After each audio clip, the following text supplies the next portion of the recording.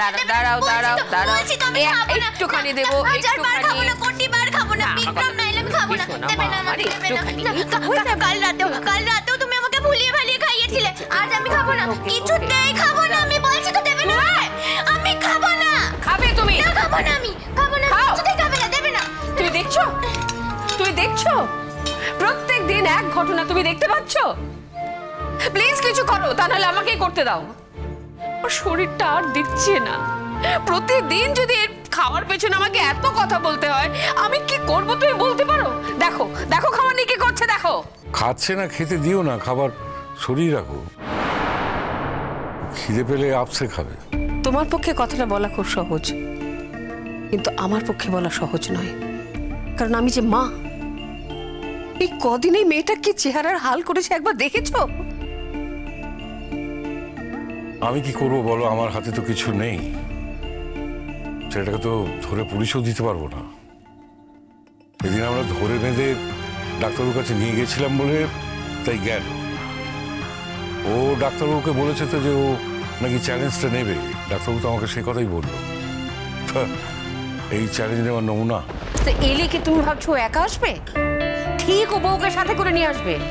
না না, বউয়ের কাছে ওকে ভালো সাজতে হবে না?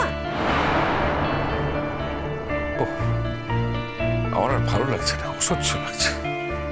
এইভাবে কোনো সুস্থ মানুষ বাঁচতে পারে? তাহলে কি করব? মেয়েটাকে বিষ খাইয়ে মেরে ফেলি? কি বলতে চাইছো তুমি?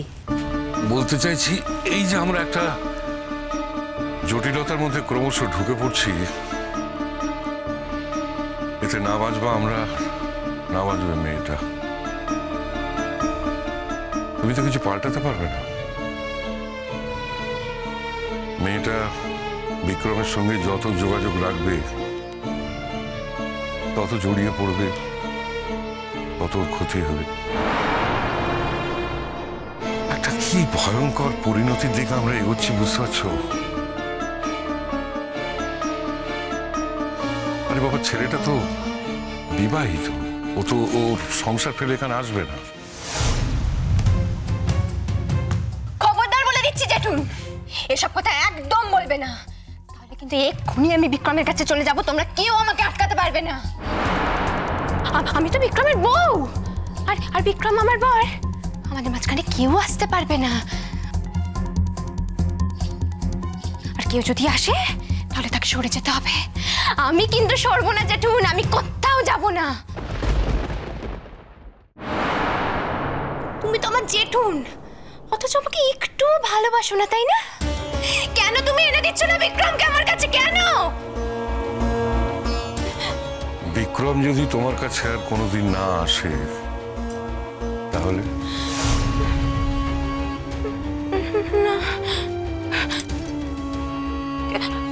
বিক্রম আসবে না কেন? বিক্রম, বলো না, বলো না, প্লিজ এভাবে বলো না। মেয়েটা সহ্য করতে পারবে না।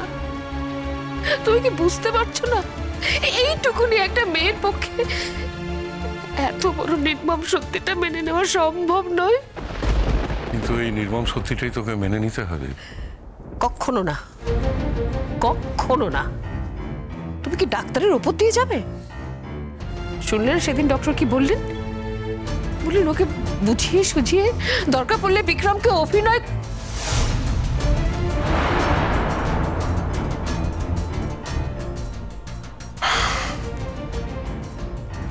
দেখো, তুমি তো ইচ্ছে করলেই বিক্রমকে ঘাড় ধরে বেঁধে নিয়ে আসতে পারবে না। এ তো তার অনুগ্রহ, সে যদি দয়া করে আসে তাহলে আমার মেয়ে বাঁচবে, কিন্তু তার দয়ার উপরে তো আমার কোনো হাত নেই। কখনো না, না না, দয়ার কোনো প্রশ্নই নেই। কিসের দয়া? এতদিন আমরা শুধু বিক্রমের কাছে অনুগ্রহ চেয়েছি, কিন্তু এবার আমরা জোর খাটাবো। হ্যাঁ হ্যাঁ মণিমা, জোর খাটাও তো, জোর খাটিয়ে বিক্রমকে নিয়ে এসো।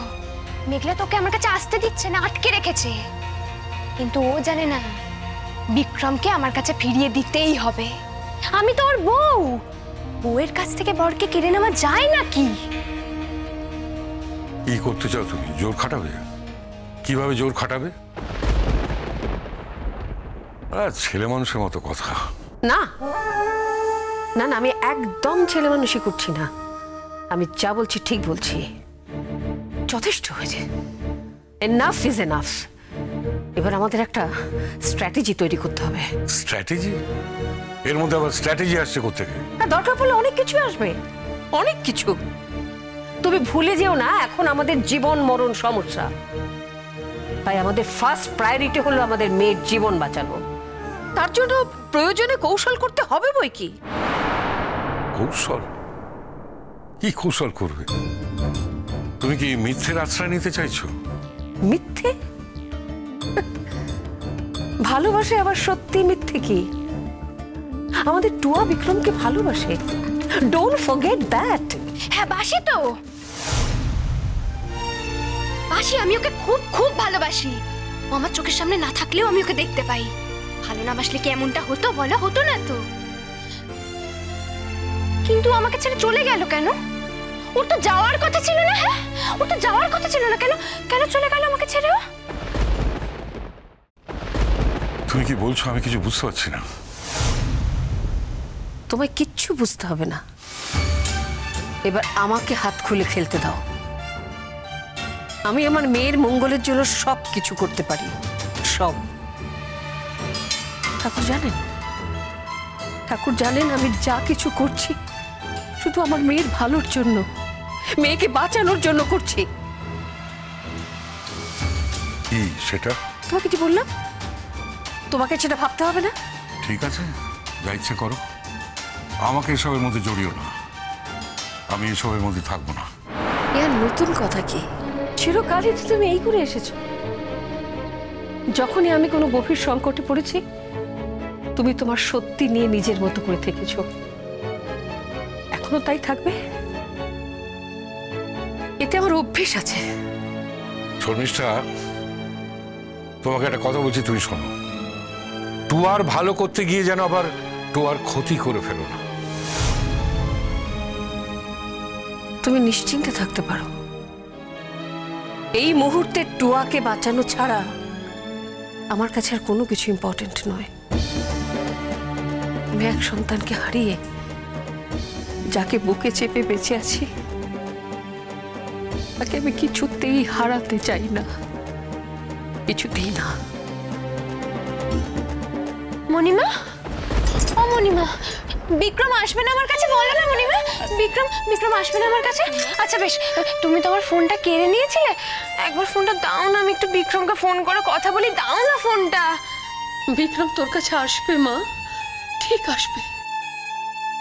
তুমি তো রোজই এক কথা বলো মণিমা। কই, ও তো আসছে না, ও তো আসছে না আমার কাছে। আমি বলছি বিক্রমকে এখানে আসতেই হবে। আর যাতে আসে সেই ব্যবস্থাটা আপনাদেরকেই করতে হবে।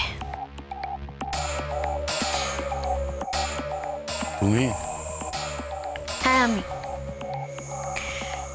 না এসে আর থাকতে পারলাম না। আমার বাবি মেঘলাকে উপদেশ দিয়ে গেছে যাতে ও অনুরাগকে নিয়ে আলাদা সংসার করে।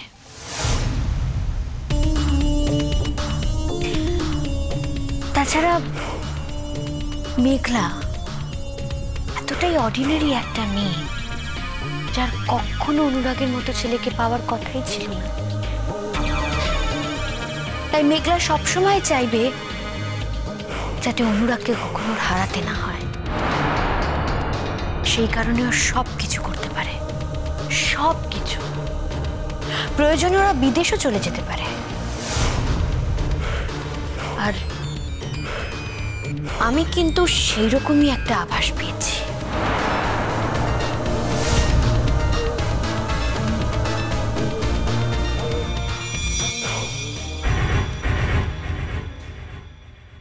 আন্টি, এমনও তো হতে পারে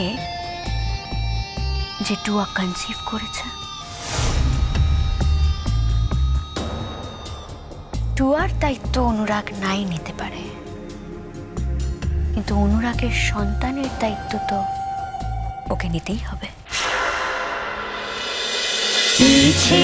নদী